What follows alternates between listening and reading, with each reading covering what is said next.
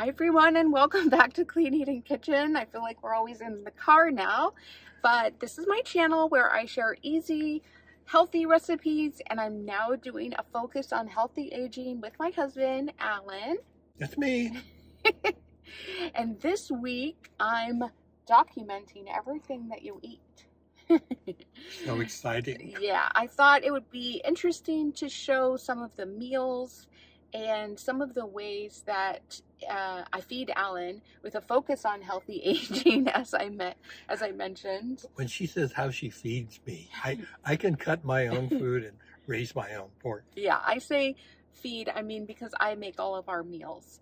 And lest you think that we only eat at home and only eat strictly healthy, we are going to a barbecue place right now to kick off the week.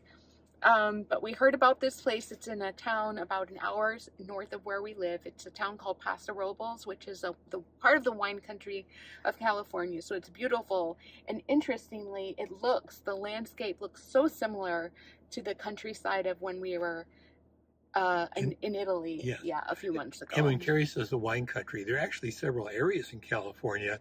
It used to be just Northern California, like Napa, Sonoma, Mendocino, and then the central area, central coast of California, where we live, has become a big wine producing area. And there are areas in Southern California, like Temecula, that is a big wine producing area because the climate in most of California is pretty conducive on it, like a Mediterranean-like climate to wine growing. Yeah, as you can probably tell, Alan is a California born and raised. He's a big fan, as am I. I've lived in California now most of my life, but I'm originally from Oklahoma. So let's go get some barbecue, and then and then we will show some more of the healthier meals that I do make at home for us. We can show some of the unhealthy meals too. Yeah, well, yes. But I guess we wanted to highlight that it's about balance. It's not about being perfect. And just for the record, Alan is 82, so he definitely counts as a senior. You think? But we'll talk a little bit more about that over the next couple of days. Yes, senior chronologically, not necessarily mentally. Right, he's regressing mentally. Thank you. Okay. So I filmed this video with what my 82-year-old husband eats in a day. I tried to give a good representation of the types and typical meals that I make for him and I make for us. Generally, we eat the same thing. I might make a few adjustments based on food intolerance that I have or food preferences that either one of us has. But in general, we follow kind of a template of, I would say, green smoothie in the morning, a salad for lunch, and then something either like a stew or a chili for dinner. We did have a heat wave this week, and so I ended up making a chicken salad for dinner one night, and I served that with some roasted sweet potatoes. But let me go through a few of these meals just so you can kind of see how I prepared them and hopefully get some inspiration. And so our green smoothie I've showed quite a few times on my channel, but I'll go through it again. I want to mention that it's important to get a variety of greens if you're going to do a green smoothie, because each of the dark green leafy vegetables, whether it's collard greens, spinach, dandelion greens, kale, they're all going to have their own nutritional profile. And they also, dark leafy greens do contain something called oxalates, which can, if you have too many of them, it can lead to the formation of kidney stones. But anyways, if you vary your greens, you're less likely to have an issue like that. And also, if you steam your greens and then squeeze the water out before you add them to your smoothie, that can help reduce the oxalate content. I know that's kind of probably too much information, but I just wanted to mention it because it is an issue. In fact, one time a few years ago, Alan had to have I think it was an MRI. I believe it was of his prostate, speaking of TMI, but during that scan, they found a kidney stone, and the urologist told him that he should avoid high oxalate foods. And I said, well, we do have a green smoothie, but I steam the greens and I squeeze them to get the oxalates out. And he was like, that won't work. And I said, well, I read it on PubMed, and I brought up the study on my phone, and I don't think he relented a little bit. He was like, oh, I didn't know that study. Thank you for sharing. I don't know if he said thank you for sharing, but it was kind of a interesting moment and just proof that doctors, while they're amazing, most of them, they don't know everything. And the best doctors, I think, and the best of anything in any industry will hopefully admit that they don't know everything, because there's always new information coming out. But getting back to our smoothie, in this case, I did collard greens, which are a great source of calcium because Alan and I don't eat dairy. We can't tolerate it. And so dark leafy greens, another benefit, especially collard greens, and I think there's a few others, are a great source of calcium. So I also, in Alan's smoothie specifically, I use pumpkin seeds, which are good for prostate health. I use frozen fruit. I use cinnamon, which is good for blood sugar balance. Cocoa powder, just to add a chocolatey flavor and antioxidants. I use a vitamin C powder just to help add more nutrition to the smoothie. And I blend it all up, and honestly, it really does taste good. And I do add protein powder to Alan's smoothie, so I try to get at least 20 to 25 grams of protein in one smoothie, and that's just a really great way to start out the morning, I feel. Now, Alan and I mentioned we don't want you to think that you have to eat perfectly to be healthy. We certainly don't eat perfectly. On one day this week for lunch, we did have one of those gluten-free pizzas from Trader Joe's. It does have dairy on it, but not too much. I served it with salad and a homemade salad dressing. And I think making a homemade salad dressing using quality ingredients is one of the easiest things that you can do. It's budget friendly, and just making sure you're using good quality olive oil can really make a difference in your health, because the packaged salad oils generally have seed oils that are not good for your health versus olive oil, which is tremendously good for your health. You can confirm that with your healthcare provider or your own research, but I think that it's incredibly healthy. On another day, we just did a salad with sliced turkey that I cut up and some fresh fruit, and usually we have chocolate, just a few squares of dark chocolate for dessert. I've mentioned before, I have this really nice neighbor who gives me his zucchini, so much zucchini during the summer, and he has already started. So I tried to make some zucchini brownies. I didn't feel like they turned out that great, so I'm not going to share the recipe in this video, but I'm going to try it again because I have an abundance of zucchini still, and I'm sure I will for the rest of the summer. So I will keep working on that recipe, and hopefully I can share it with you. Now, a great example of a dinner that we enjoy is making chili. And I think beans are a really great food if you can tolerate them. They're just so full of nutrition. They do have protein. They also have carbs. I wouldn't use them as my only protein source. So in this case, I cooked the chili in a crock pot with bone broth, which also helped add nutrition and protein. And then I added vegetables like onions and tomatoes. And then I served it with some cooked ground bison. And then to even help add more fiber and nutrition, I mixed in some shredded vegetables into the meat. And that, you couldn't even taste the vegetables. So if your partner or your husband or you don't like vegetables, I think shredding them up and putting them into a cooked meal, especially like meats, can be a great way to hide them. And then I had mentioned in another video about how herbs are so rich in antioxidants. So I always try to add fresh chopped up herbs to a cooked dish like chili, and it just adds a lot of flavor, like chives and cilantro, and then topped it with some dairy-free yogurt for creaminess and tasted like sour cream. A few other adventures we had this week. We went out for a barbecue. It was a nice little treat. It was fun to get out. It was a really warm day. We've had some really warm weather this week. We went out to our local farm stand where, I mean, the berries are just so delicious right now, and the peaches and things are coming into season. Oh, and then on one of the evenings when we had a really warm evening, I made a chicken salad. And so what I do is I just poach the chicken in some simmering water for about 23 minutes or so, and I do it in salted water to help add a little bit of flavor, and then I let the chicken cool and then cut it up into small pieces, and then just add some really finely chopped onion, some mayonnaise, some pickle relish, some mustard, and it just makes a really easy dinner, and serve that with some chopped up sweet potatoes. I do peel the sweet potatoes because I find them to be easier to digest that way, and then I just cook them in my air fryer with some olive oil. You could also use avocado oil. That's another great oil for cooking. And so that is, I think, a really good example of what my husband eats in a day. I didn't show his snacks. He does like this, I think it's the Siggy's brand of plant-based yogurt, and it has some pea protein added to help add protein, and he really likes the flavor, and so he'll have that as a snack.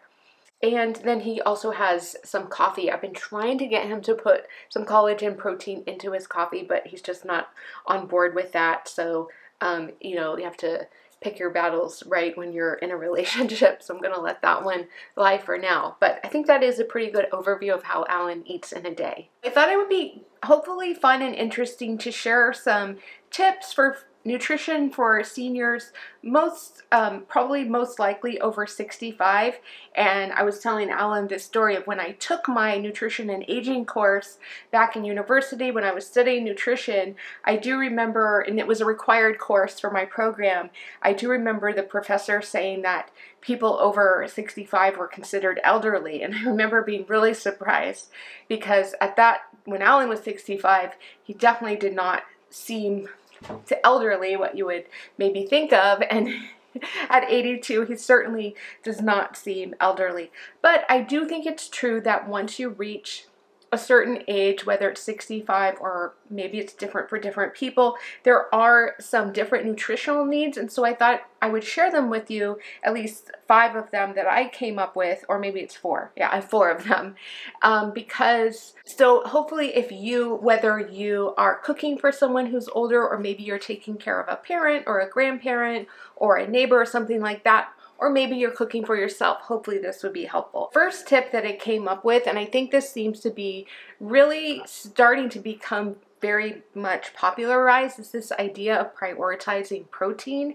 And I see it more and more on social media for women my age and younger, and pretty much all active people, but I think it's becoming more of a hot topic, and the science is starting to show that seniors really have a greater need for protein. And I dug into that a little bit more because I was very curious about it, and I listened to a whole podcast, which I will link in the description, and it's about increased protein needs. And I was really shocked by the recommendations, and I'm trying to remember, I think it was around seniors, but it was quite a bit higher than the RDA. If you just look up what does the government recommend for your certain age and weight is usually what it's based on.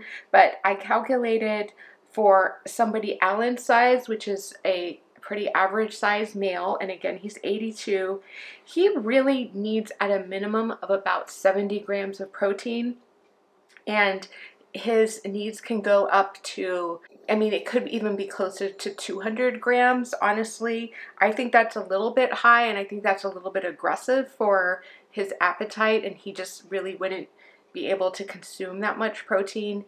And also because we don't eat dairy, that makes it more difficult. But the reason that seniors need more protein is it has a lot to do with preventing sarcopenia, which is the loss of muscle mass, which is directly related to mortality risk. And so we don't want our seniors getting frail and then having greater risk of hip fractures and things like that if they fall. And so there are some other really interesting reasons why protein is important, but I'll let that lie there and just say that lean proteins are something that should be prioritized. I would say at every meal and then at every snack. And Alan and I were just reviewing some of his snack choices yesterday, and there's a dairy-free yogurt that he likes, and they've added pea protein powder into it, and so each serving has 10 grams of protein. I do feel better when I do have protein. Oh, good. I'm glad to hear that.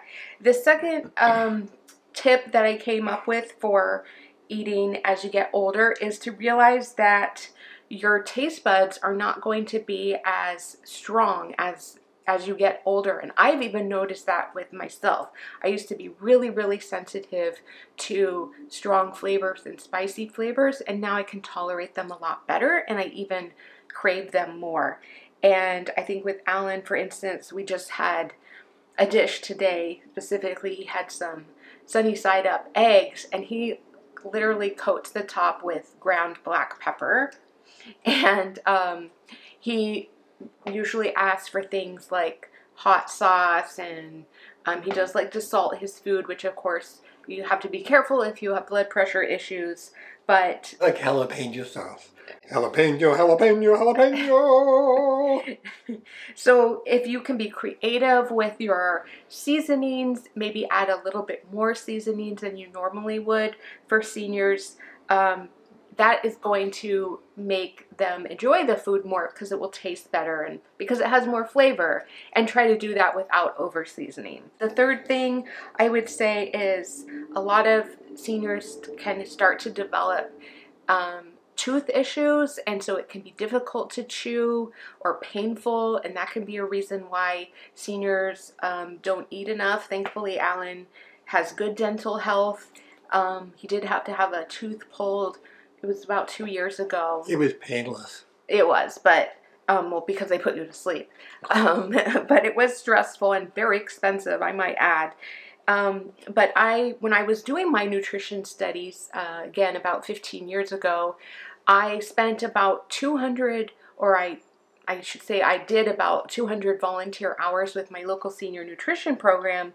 And so when we were putting meals together, there was a dietitian on staff that she would take that into account, like the flavor issues, the texture issues, the need to have things to be easy to chew and easy to digest as well, because sometimes our digestive capacity there could be an increase in digestive issues as we get older.